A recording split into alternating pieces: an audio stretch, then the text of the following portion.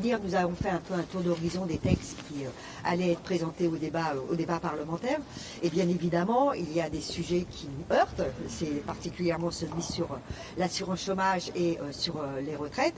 Je dois dire que nous n'avons pas reçu de réponse satisfaisante, à la fois sur le fond, mais sur le fond, vous savez que nous sommes en désaccord avec ces deux gros textes, l'assurance chômage ou les retraites, mais aussi sur la méthode. Et nous n'avons toujours pas de réponse sur la façon dont le gouvernement s'apprête à présenter sa réforme des retraites, soit par voie d'amendement, soit un texte simple, soit... Voilà. Donc ça, nous ne le savons pas. Donc c'est ce qui nous renforce dans l'idée selon laquelle il faut vraiment qu'il y ait des mobilisations dans le pays pour exiger une autre réforme, à la fois sur l'allocation chômage et à la fois sur les retraites. Donc pas voilà, un point sur les ordres du jour, mais pas beaucoup de réponses qui nous satisfont. Vous avez évoqué des régimes spéciaux ou pas? Non. Non. En gros, moi je vais compléter.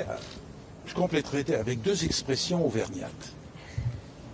La première, c'est quand on vient dans ce type de rencontre, on veut avoir des précisions. On veut savoir, par exemple, est-ce qu'il y aura des amendements sur la loi retraite dans le cadre du PLFSS. Et là, l'impression qu'on a, c'est qu'on veut nous faire acheter un âne dans un sac. C'est-à-dire, on ne sait pas. On ne sait pas. On ne sait pas comment la question des retraites va être traitée. Est-ce que ça sera par un texte de loi qui arriverait après des discussions, des consultations, des concertations? Est-ce que ça va être au détour d'un amendement, d'un petit amendement sur une question précise, par exemple sur la durée du travail? Est-ce que ça sera un article plus détaillé dans le PLFSS? On ne sait pas. On veut nous faire acheter un âne dans un sac. Vous savez que le 49.3 est toujours envisagé? On ne sait pas. On ne sait pas. Il est au fond du sac, mais on ne sait pas ce qu'il y a dans le sac. Et ils ne le savent peut-être pas eux-mêmes d'ailleurs, pour le moment.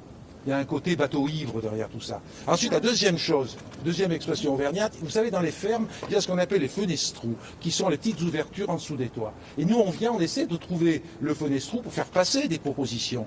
Pour le moment, on ne sait pas trop ce qui sera en mesure de passer, parce qu'on est obsédé par une chose, c'est être utile dans le débat parlementaire, c'est notre culture politique. Pour le moment, on ne sait pas. Vous appelez à la mobilisation dès maintenant? Ah bien sûr. Bien sûr, oui. Mais ça, c'est nos gènes, ça. Vous n'allez pas nous faire une mutation génétique. La mobilisation, pour nous, c'est prioritaire. Avec quelle heure de mobilisation? Si jamais il y a un 49.3, c'est ça la mobilisation? Non, mais c'est pas que le 49.3. N'en restons pas simplement à la méthode que va utiliser le gouvernement pour faire passer son texte.